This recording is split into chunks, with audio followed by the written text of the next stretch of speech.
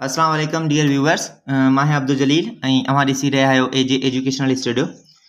Dear viewers, असां हिकिड़ो session start कयो आहे जंहिंमें मां तव्हांखे साइंस, मैथमेटिक्स, इंग्लिश ऐं जनरल नॉलेज जी प्रिपरेशन कराईंदुमि, जंहिंमें हींअर जेका अपकमिंग टेस्ट जेका आहे IBS अखर कंडक्ट करे रहियो आहे, जंहिंमें मेट्रिक कैटेगरी जो जेको टेस्ट आहे जेको 21 खां स्टार्ट थी करे पंहिंजो 30 तारीख़ ताईं जेको टेस्ट आहे, ऐं उन खां अलावा GST जी टेस्ट आहे इंशाल्लाह नेक्स्ट मंथ या अगस्त में उन जी टेस्ट थींदी, ऐं ग्रेजुएशन लेवल जी जेका टेस्ट आहे उहा बि तमामु जल्द थींदी।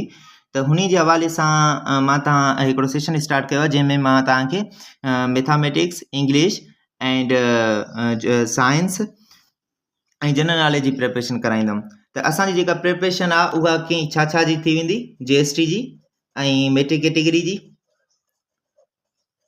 ऐं उन खां अलावा ग्रेजुएशन कैटेगरी जी।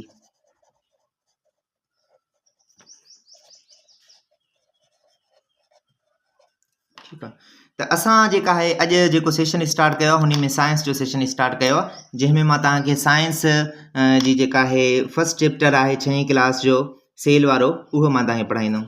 ठीकु आहे, अॼु असां सेशन स्टार्ट कयो आहे पहिरियों जेको लेक्चर आहे असांजो लेक्चर नंबर 1, जेको मां सेल खां स्टार्ट कयो आहे। छा खां स्टार्ट कयो आहे? सेल खां।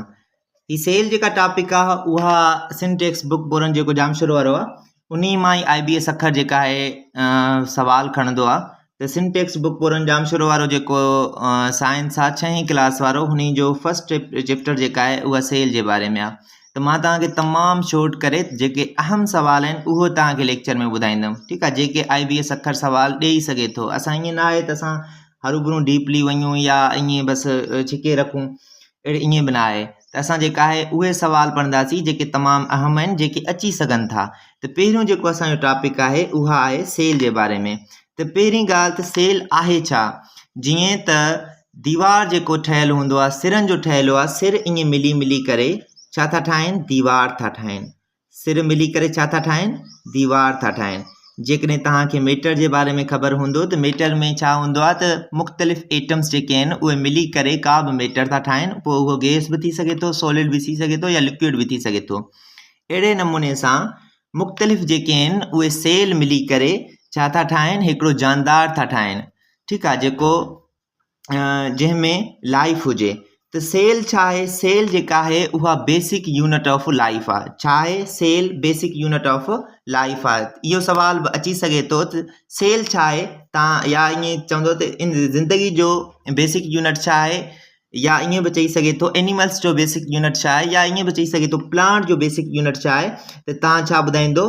प्लांट जो या लाइफ जो जंहिं बि शइ जो जंहिंमें साह आहे उन जी जेका बेसिक यूनिट आहे उहा छा आहे? असां वटि सेल आहे। उहा छा आहे? असां वटि सेल आहे।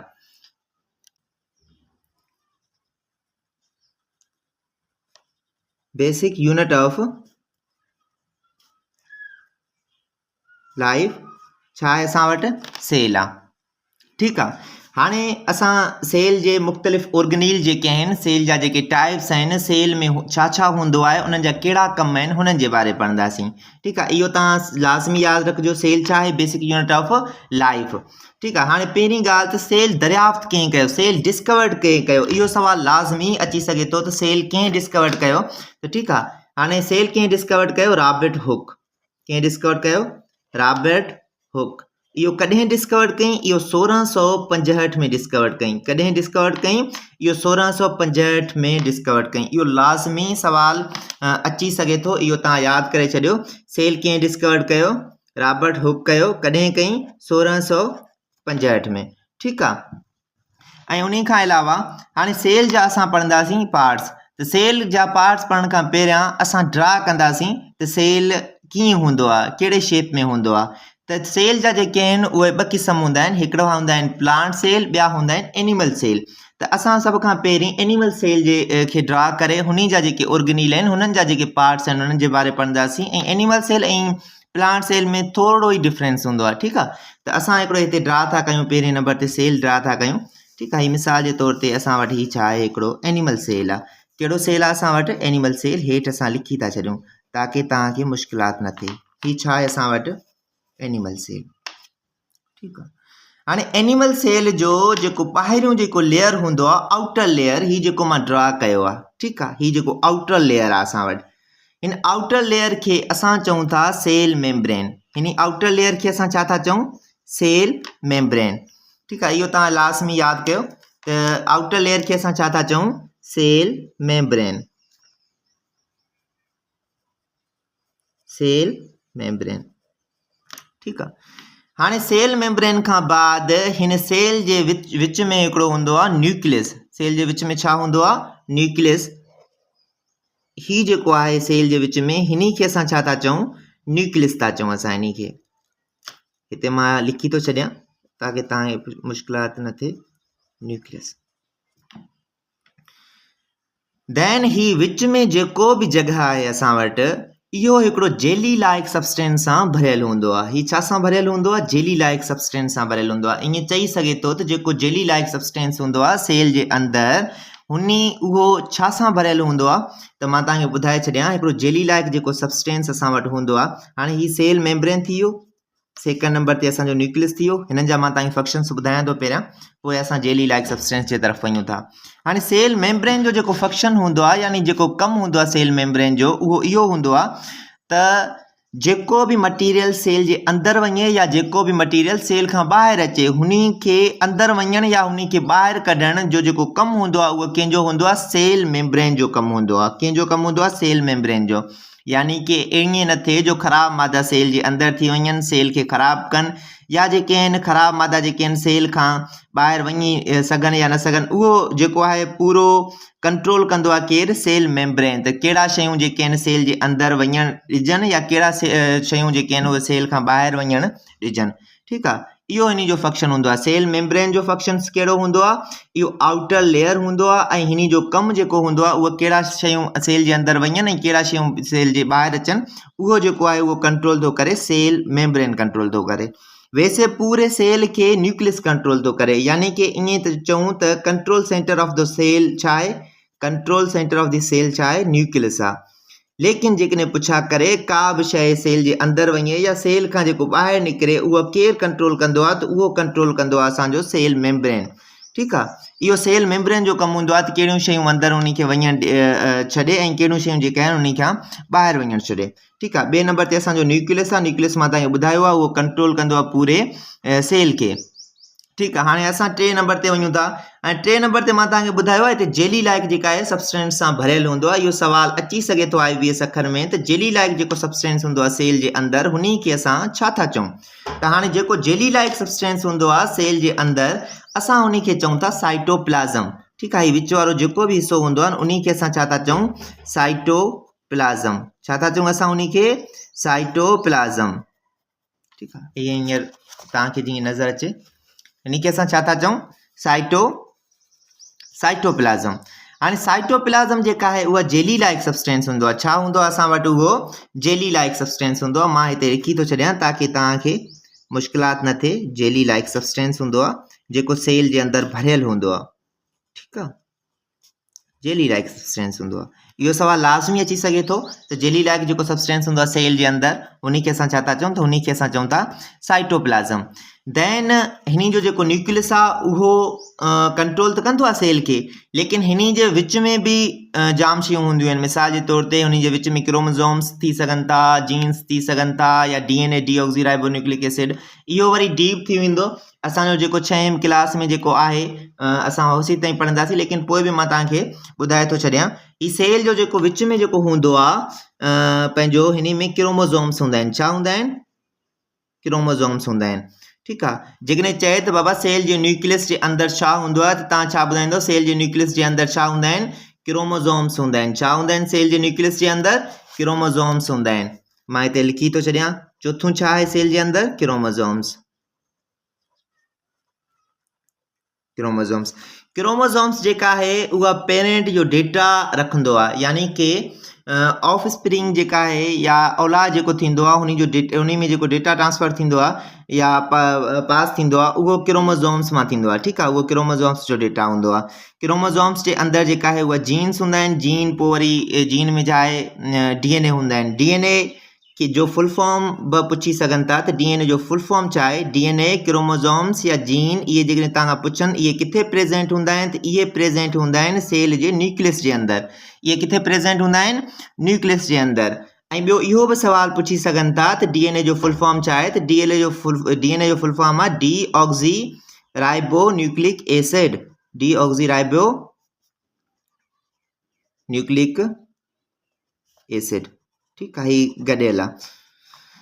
ऐं देन असां जो जेका आहे चौथे नंबर ते पंजे नंबर ते अची वञे थो वेक्यूल्स। छा था अची वञनि? वेक्यूल्स। त वेक्यूल्स छा आहिनि मां तव्हांखे ॿुधायां। वेक्यूल्स जेके आहिनि ईअं सम्झो हिकिड़ा खाल हूंदा आहिनि। वेक्यूल्स छा ईंदा आहिनि? हिकिड़ा खाल हूंदा आहिनि जेके सेल जे अंदरि मौजूदु हूंदा आहिनि। किथे मौजूदु हूंदा आहिनि?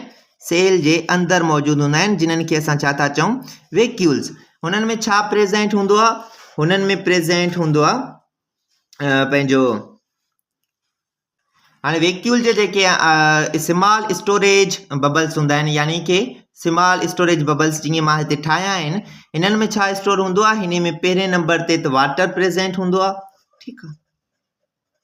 ॿिए नंबर ते हिननि में एयर हूंदो आहे, यानी कि हवा। ऐं टे नंबर ते हिननि में खाधो हूंदो आहे, फूड हूंदो आहे। छाजो? सेल जो खाधो हूंदो आहे। हाणे मां तव्हांखे पंज ई जेके ऑर्गेनील ॿुधाया आहिनि, ऑर्गेनील मां मुराद आहे ऑर्गेनील असां मिसाल जे तौर ते जेकॾहिं तव्हां खां पुछा कनि त ऑर्गेनील असां छा खे था चऊं, त ऑर्गेनील असां उन शइ खे चऊं था जेके सेल जे अंदरि मौजूदु हूंदा आहिनि। मिसाल जे तौर ते असां वटि न्यूक्लियस थी वियो, असां वटि सेल मेम्ब्रेन अची वियो, असां वटि साइटोप्लाज़म थी वियो, असां वटि क्रोमोसोम्स थी विया आहिनि, असां वटि DNA जीन पंहिंजो वेक्यूल्स, इहे सभु छा आहिनि? इहे सभु छा आहिनि? ऑर्गेनील आहिनि। इहो सभु छा आहिनि? ऑर्गेनील आहिनि, ऑर्गेनील्स आहिनि।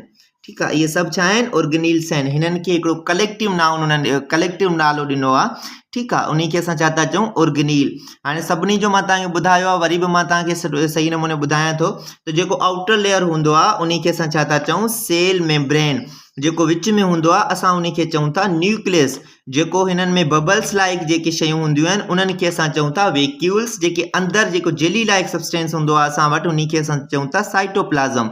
जेको सेल जो न्यूक्लियस हूंदो आहे हुन में क्रोमोसोम्स मौजूदु हूंदा आहिनि। छा मौजूदु हूंदा आहिनि? क्रोमोसोम्स मौजूदु हूंदा आहिनि। हाणे इहो थी वियो असांजो छा पंहिंजो एनिमल सेल जो। हाणे प्लांट सेल एनिमल सेल में सिर्फ़ु थोरो ई डिफरेंस आहे, बाक़ी ॿियूं शयूं सभु साॻिया आहिनि। ठीकु आहे। इहो तव्हां यादि रखिजो। हाणे एनिमल सेल जो बि मां तव्हांखे थोरो ॿुधाए थो छॾियां त एनिमल सेल में ऐं प्लांट सेल में छा फ़र्क़ु आहे। चलो हाणे मां तव्हांखे ॿुधायां थो त एनिमल सेल ऐं प्लांट सेल में छा फ़र्क़ु आहे। त हाणे मां तव्हांखे पहिरियां ॿुधायो हुयो ही एनिमल सेल आहे, हिन में हिते हूंदो आहे न्यूक्लियस। ठीकु आहे, वग़ैरह वग़ैरह। त हाणे हिते जेका आहे असां ड्रा था कयूं प्लांट सेल। छा था ड्रा कयूं? Plant cell. ही छा आहे? असां वटि एनिमल सेल आहे। ठीकु आहे। ही छा आहे? असां वटि एनिमल सेल। असां देन ॿियो ड्रा था कयूं असां वटि, ही आहे असां वटि छा? Plant cell. ठीकु आहे। प्लांट सेल हिन शेप जो हूंदो आहे। ठीकु आहे। Plant sale. प्लांट सेल यानी जेके बि ॿूटा आहिनि उहे छा सां कहिड़े सेलनि जा ठहियल हूंदा आहिनि? प्लांट सेल जे ठहियल हूंदा आहिनि। हाणे प्लांट सेल ऐं एनिमल सेल में फ़र्क़ु छा आहे? हिकिड़ो नंढिड़ो फ़र्क़ु आहे। हाणे ॾिसो हिते जेको हिन जी चो तरफ़ जेको आउटर लेयर हूंदो आहे एनिमल सेल जो, उहो हूंदो आहे सेल मेम्ब्रेन। मां तव्हांखे ॿुधायो आहे। ठीकु आहे। इहो छा हूंदो आहे? सेल मेम्ब्रेन हूंदो आहे। ऐं हिन पासे जिन जो प्लांट सेल जो जेको आउटर लेयर हूंदो आहे उहो सेल मेम्ब्रेन नाहे हूंदो। हुन जो जेको आउटर लेयर हूंदो आहे हुन खे असां था चऊं सेल वाल। उन खे छा था चऊं असां? Cell wall. Cell wall. हाणे सेल वाल जेका आहे इहो तमामु अहम आहे। ईअं बि केॾी महिल पुछी था सघनि त सेल वाल जेका आहे उहा छा सां ठहियल हूंदो आहे? हीउ जेको सेल वाल जेको आहे प्लांट सेल जो उहो छा सां ठहियल हूंदो आहे? मिसाल जे तौर ते ही माना जीअं जहिड़े नमूने सां इंसान या जेके ॿिया जानदार सेलनि सां ठहियल हूंदा आहिनि, अहिड़े नमूने सां सेल वाल जेका आहे उहा छा सां ठहियल हूंदो आहे? त इहो सुवाल लाज़मी ॾींदा आहिनि। सेल वाल जेका आहे उहो सेल्यूलोस सां ठहियल हूंदो आहे। छा सां ठहियल? सॉरी, मोबाइल जी जेका आहे वीडियो थोरो बंदि थी वियो हुयो, त असां ही लेक्चर थोरो कंटिन्यू कयो ऐं बाद में मूंखे ख़बर पियो त वीडियो जेका आहे उहा बंदि आहे। त असांजो जेको वीडियो हुयो आख़िरी ताईं, त जेको ही सेल वाल आहे प्लांट सेल जो उहो छा सां ठहियल हूंदो आहे? सेल्यूलोस सां ठहियल हूंदो आहे। छा सां ठहियल हूंदो आहे? सेल्यूलोस सां। ठीकु आहे। देन मां ॿुधायो हिन जो अंदरि जेको लेयर हूंदो आहे प्लांट सेल जो, कहिड़ो लेयर हूंदो आहे? प्लांट सेल जो जेको अंदरूं लेयर हूंदो आहे उन खे असां छा था चऊं? Cell membrane. जेको एनिमल सेल में हूंदो आहे आउटर लेयर उहो बि मौजूदु हूंदो आहे प्लांट सेल में, उहो एनिमल सेल में बि मौजूदु हूंदो आहे, लेकिन आउटर लेयर जेको एनिमल प्लांट सेल जो जेको हूंदो आहे उहो सेल मेम्ब्रेन न हूंदो आहे, उहो छा हूंदो आहे, सेल वाल मौजूदु हूंदो आहे। तंहिं करे चवनि था त प्लांट सेल जेका आहे उहा पंहिंजो खाधो पाण तयारु था कनि, जॾहिं त एनिमल जेके आहिनि उहे पंहिंजो खाधो पाण तयारु नथा कनि, उहे ॿियनि शयुनि ते भाड़नि था। ऐं ॿियो मां तव्हांखे हिकिड़ो प्लस पॉइंट ॿुधाईंदो वञा त जेको प्लांट हूंदा आहिनि उन्हनि खे असां चऊं था प्रोड्यूसर्स असां छो था चऊं त हू पंहिंजो खाधो पाण तयारु था कनि। हिननि जे बारे मां अलॻि हिकिड़ो लेक्चर तव्हांखे ॾींदुमि त प्रोड्यूसर्स छा हूंदा आहिनि ऐं उन खां अलावा कंज्यूमर्स छा हूंदा आहिनि ऐं डीकम्पोज़र्स छा हूंदा आहिनि। ठीकु आहे, कंज्यूमर्स छा हूंदा आहिनि एंड डीकम्पोज़र्स छा हूंदा आहिनि, इन्हनि जे बारे में मां तव्हांखे डिटेल्स में ॿुधाईंदुमि। हीअ असांजो फर्स्ट लेक्चर हुयो सेल जे बारे में, त असां हिन में सेल खे ई डिस्कस कंदासीं। त टे तव्हांखे बिग डिफरेंस ॿुधायमि हिकिड़ो एनिमल ऐं प्लांट सेल में। पहिरियों इहो त प्लांट सेल में जेका आहे उहा सेल वाल मौजूदु हूंदो आहे ऐं एनिमल सेल में उहो सेल वाल मौजूदु नाहे हूंदो। ॿियो जेको डिफरेंस आहे असां वटि उहो हूंदो आहे वेक्यूल्स जो। एनिमल सेल में नंढा नंढा वेक्यूल्स हूंदा आहिनि ऐं प्लांट सेल में नंढा नंढा वेक्यूल्स नाहिनि हूंदा। ऐं टे नंबर ते जेको डिफरेंस हो उहो इहो हुयो त प्लांट सेल में जेका आहे क्लोरोप्लास्ट मौजूदु हूंदो आहे ऐं एनिमल सेल में क्लोरोप्लास्ट मौजूदु नाहे हूंदो। ठीकु आहे, इहो असांजो अॼु जो लेक्चर हुयो सेल जे बारे में। सेल डिस्कवर कीअं कयो, रॉबर्ट हुक कयो, कॾहिं कयो 1665 में कई। ऐं सेल जेका आहे एनिमल सेल में कहिड़ा कहिड़ा शयूं मौजूदु हूंदा आहिनि, प्लांट सेल में कहिड़ा कहिड़ा शयूं मौजूदु हूंदा आहिनि। इहो जेको डिफरेंस आहे, इन डिफरेंस खां अलावा जेको कुझु बि प्लांट सेल में आहे उहो एनिमल सेल में हूंदो आहे, जेको एनिमल सेल में हूंदो प्लांट सेल में। सिर्फ़ु डिफरेंस इहो आहे त हिन में सेल वाल मौजूदु नाहे हूंदो एनिमल सेल में, ऐं ॿिए नंबर ते क्लोरोप्लास्ट नाहे मौजूदु हूंदो, ऐं टे नंबर ते जेका हिन वटि नंढा नंढा वेक्यूल्स हूंदा आहिनि, ऐं प्लांट सेल में सिर्फ़ु हिकिड़ो ई वेक्यूल हूंदो आहे ऐं वॾो वेक्यूल हूंदो आहे। ऐं मां तव्हांखे ॿुधायां त जेकॾहिं तव्हां मुंहिंजो व्हाट्सअप ग्रुप जॉइन करणु चाहियो था त जेको मां कॉन्टेक्ट नंबर पहिरां ॾिनो हुयो उन ते तव्हां कॉन्टेक्ट कयो। ठीकु आहे, ऐं मां तव्हांजे ग्रुप में शामिलु करे छॾींदुमि। त हीअ मुंहिंजो पंहिंजो यूट्यूब चैनल आहे, इन खे लाज़मी सब्सक्राइब कयो ऐं प्लस में जेका आहे वीडियो खे शेयर बि कयो पंहिंजे दोस्तनि सां गॾु। महिरबानी।